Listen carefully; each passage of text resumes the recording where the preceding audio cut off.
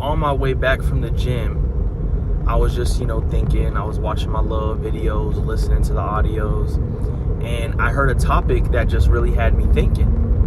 And it was just the idea that, as Christians, we kind of build this wall sometimes for our non-believers or even our baby believers, our people who are just now or even maybe trying to reconnect with their faith, where we kind of judge them for, sinning or maybe just living blissfully within sin. But it's like, at the end of the day, we're all sinners judging other sinners for sinning differently than me.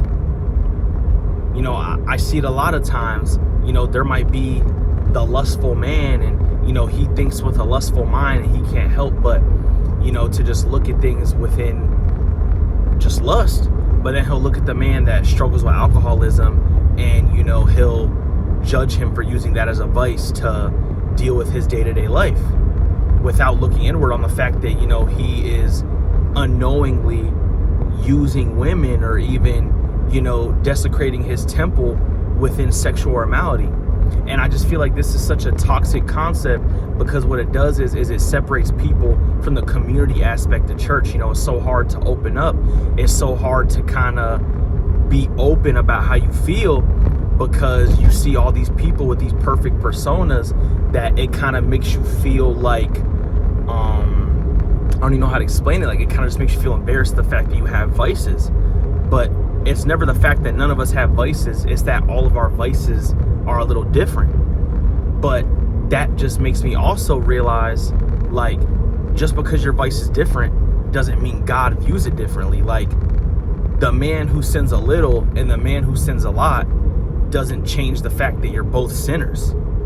God doesn't have this grocery list of things that you need to do to be better. The whole big goal, the whole big concept of what is supposed to happen is that you should just try your best to stay away from sin. So the man that, only sins 3 times a day, but the man who sins 5 times a day, none of them are, God's not happy that one man's sinning less than the other. At the end of the day, he doesn't want you to sin, period. And there's also not, a graveness to sin either. The man who listens to secular music isn't better than the man who curses or who doesn't curse. At the end of the day, sin is sin. It's all viewed equally. And I feel like, there's a lot of self-righteousness that comes within, the church sometimes. And then this also leads to church hurt. And it's very unfortunate, because, the church, especially when I was younger, I never saw the importance of church up until recently. As a kid, I just saw it as they kind of read the Bible to you. They give you a little interpretation, yada boom, bada bing, you're out of there. Thank you, Jesus. But as I got older, I realized that church is really about a community. It's about being with other people. It's really about fellowshipping, hearing other people's testimonies, their stories, kind of connecting with them. It says in the Bible that where 2 or more come together, God, is there. And I feel like, this self-righteousness and this judgment that kind of circulates in the church community as sometimes causes a church hurt that then, makes people kind of hesitant to come back.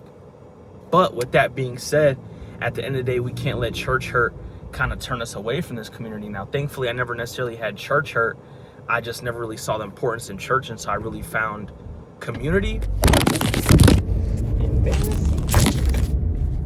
But, within church hurt, it just makes it to where, a lot of people don't want to come back. But at the end of the day, we can't really blame church hurt, because it's the same as if you get in a car crash. It's not that you're never going to drive again.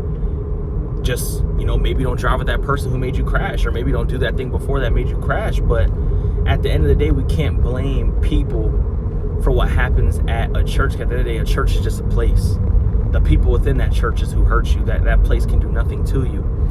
And I just feel like church hurt has been taking a lot of people away from that community that really does, I feel like, bring you closer to God. Because, I'm not going to say that before church I was someone who wasn't close to God at all, because there was a time, I'll even say I think I was closer to God then than I am now, because of just like how engulfed I was with my Christianity. I was reading the Bible. I was taking time, alone with the Lord to really engulf myself in my spirituality. So I'm not going to say that, without church, you can't be connected to God, but I feel like it made me appreciate aspects of God that I never really could before, like the emotional aspects and the praise and the worship and just fellowshipping, sharing your story and being there for others, and kind of that like evangelization of being around others.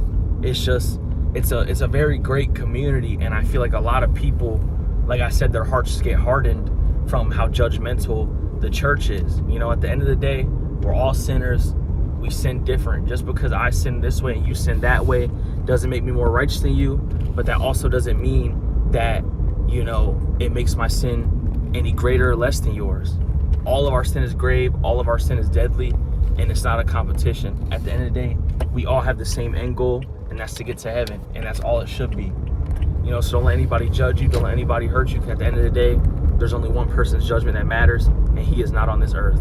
So live your life, but stay close to God. That's the only, rules and regulations you need to worry about. The only eye you need to worry about being seen by. The only hands you got to worry being judged by. There's no judge that's more important. That's my little video for the day. A little yap before I get back to the crib. But yeah, man, that's a thought for the day. Deuce.